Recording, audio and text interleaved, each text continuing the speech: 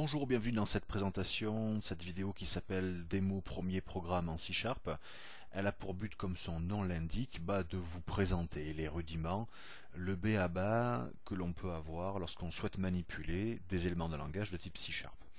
Alors le projet que nous avons choisi, c'est un projet de type console. Comment nous avons fait pour le choisir? Nous avons fait Fichier, Nouveau, je vais aller un petit peu trop vite, voilà, Nouveau projet, et on a choisi dans Visual C# une application console. L'IDE Visual Studio nous a donc ouvert un nouveau projet. Nous n'allons pas trop rentrer encore dans les fonctionnalités avancées de Visual Studio, dans les présentations des menus, ce genre de choses.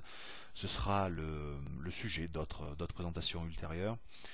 Là, nous allons nous occuper uniquement du langage.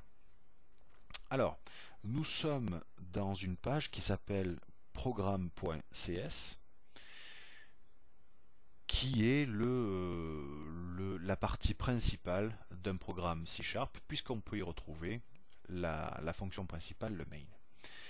Ce programme, qu'est-ce qu'il va faire? Il va se servir d'un élément de type console pour faire un affichage avec WriteLine, également d'une saisie utilisateur avec readLine.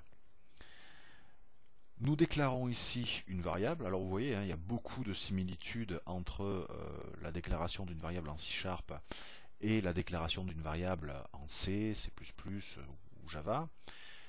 Le type particulier string qui n'existe pas de facto en langage C par exemple, qui existe en .NET, qui est donc une chaîne de caractères, qui va s'appeler saisie. Qu'est-ce que nous cherchons à faire en premier lieu? On va afficher salut à l'écran. Étant donné que je me suis servi de l'instruction WriteLine, je vais avoir un retour chariot automatique. Si je m'étais servi de l'instruction write, cette ligne-ci aurait été collée à la précédente, ce qui n'est pas le cas. Je me suis servi d'un WriteLine. Ensuite, une fois que le programme va afficher ces deux premières lignes, le programme va se mettre en attente. Va se mettre en attente de la saisie d'un utilisateur. Lorsque l'utilisateur va saisir cette ligne-là, la variable saisie, la chaîne de caractères saisie sera affectée à cette variable-ci. Et ensuite, nous allons l'afficher avec cette instruction.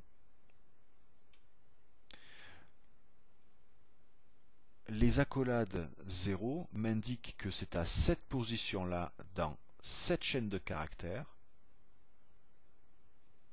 que je veux voir afficher le contenu de la valeur saisie. Nous allons faire un test, je lance, j'exécute. Effectivement, le programme me demande de saisir un nombre, ce que je vais faire, j'appuie sur Entrée, et il me dit vous avez saisi le nombre 10. Si je n'avais pas inclus cette ligne-là, le programme ne resterait pas en affichage, il serait parti automatiquement et j'aurais pas eu le temps de voir, de visualiser cette saisie-là. Alors, vous avez pu remarquer que le retour de readLine était systématiquement un string. C'est pour ça que j'ai déclaré ma variable en string. Peut-être qu'il sera le cas un jour. J'aurai peut-être besoin d'avoir une saisie de type numérique. Alors là, attention, il m'affiche ici un nombre, mais pour lui, c'est une chaîne de caractères. C'est le caractère 2 et le caractère 3 qui sont affichés, et non pas l'entier 23. Là, ça ne me pose pas de problème particulier parce que j'ai pas d'addition à faire, mais le scénario aurait été sans doute différent si j'avais eu besoin de faire une addition ou ce genre de choses. Dans ces cas-là, ce que je vais faire, et on va le faire en démonstration, je vais modifier quelque peu mon programme.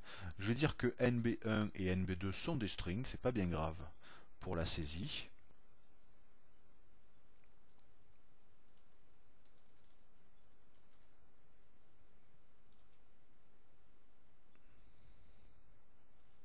Je vais dire que NB1 sera le retour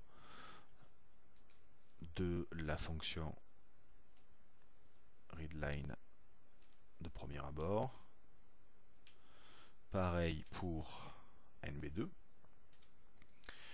Par contre, le résultat, lui, sera le résultat de convert.to integer sur NB1 plus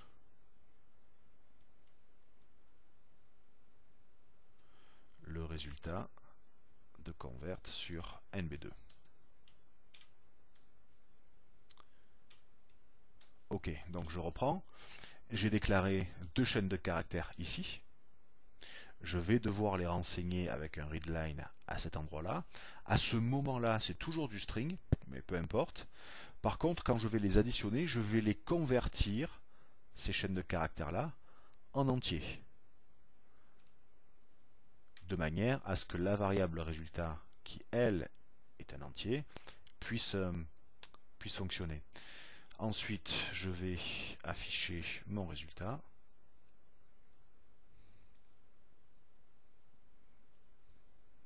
Je compile et j'exécute.